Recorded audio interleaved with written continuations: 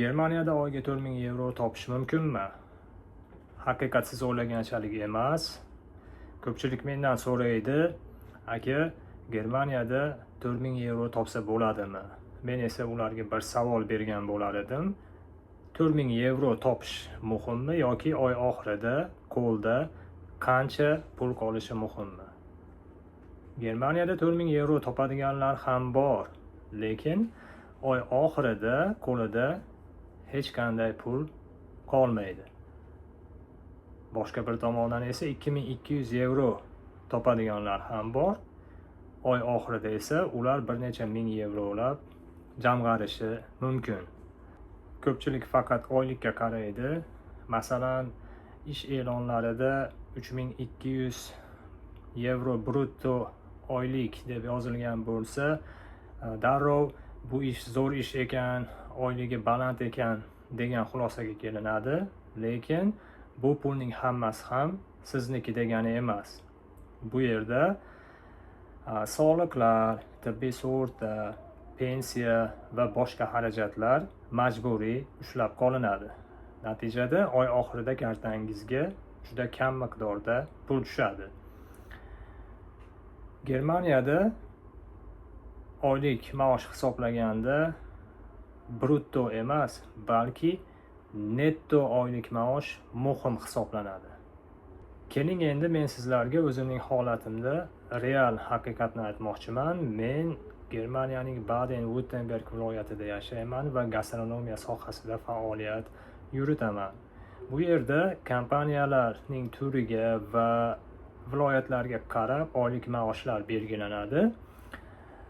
Men ishlayotgan gastronomiya sohasida va mening kompaniyamda barcha ishchi xodimlarga oziq-ovqat, ya'ni tushlik va kechki ovqat bepul taqdim etilgan va bunga qo'shimcha tarzda ishchilar ishchi formasi bilan ham ta'minlangan. Bu ham menga nisbatan qo'shimcha daromad hisoblanadi. Ya'ni agar men bir oyda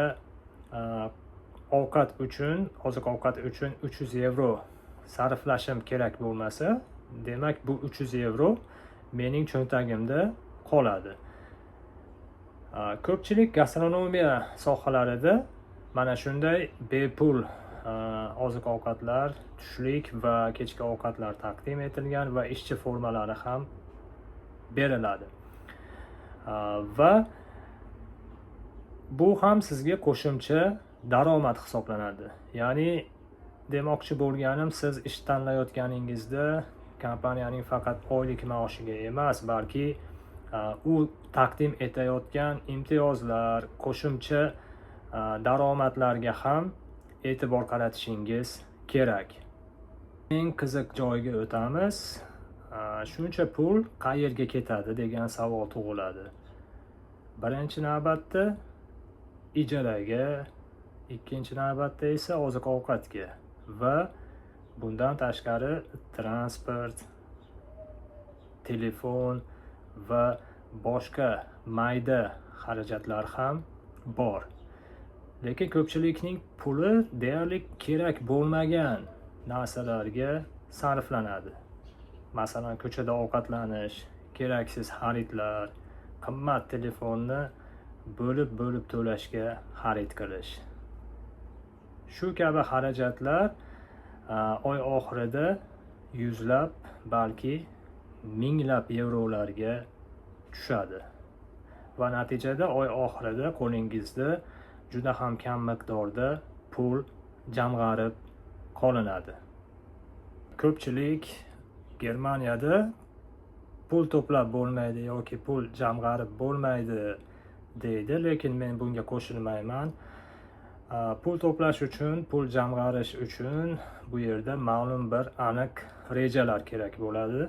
Ya'ni oylik olganingizda uning katta qismini saqlab, ya'ni jamg'arib qo'yishingiz kerak bo'ladi avvalida va qolgan qismini zaruriy, majburiy xarajatlaringizga, ya'ni siz uchun zarur bo'lgan oziq-ovqat, kiyim-kechak va boshqa xarajatlarga sarflashingiz mumkin. Mana shunday aniq bir reja bilan ish tutsangiz, siz oyni oxirida katta miqdorda oylik maoshingizning katta qismini saqlab qolishingiz mumkin. Agarda siz ham Germaniyaga kelishni rejalashtirayotgan bo'lsangiz va ish qidirayotgan bo'lsangiz, u holda faqat oylikka aldanmang, balki sizga kompaniya tomonidan beriladigan imtiyozlar, sharoitlar va yashash muhitini hamda o'z xarajatlaringizni ham hisobga olishni unutmang. Shunda to'g'ri qaror qabul qilgan bo'lasiz. Agarda mana shunday foydali videolarni davom ettirishni xohlasangiz, u holda videoga like bosing va obuna bo'lishni unutmang. 2026-yil iyul oyida olgan oylik maoshimni brutto va netto holatda tushuntirib beraman.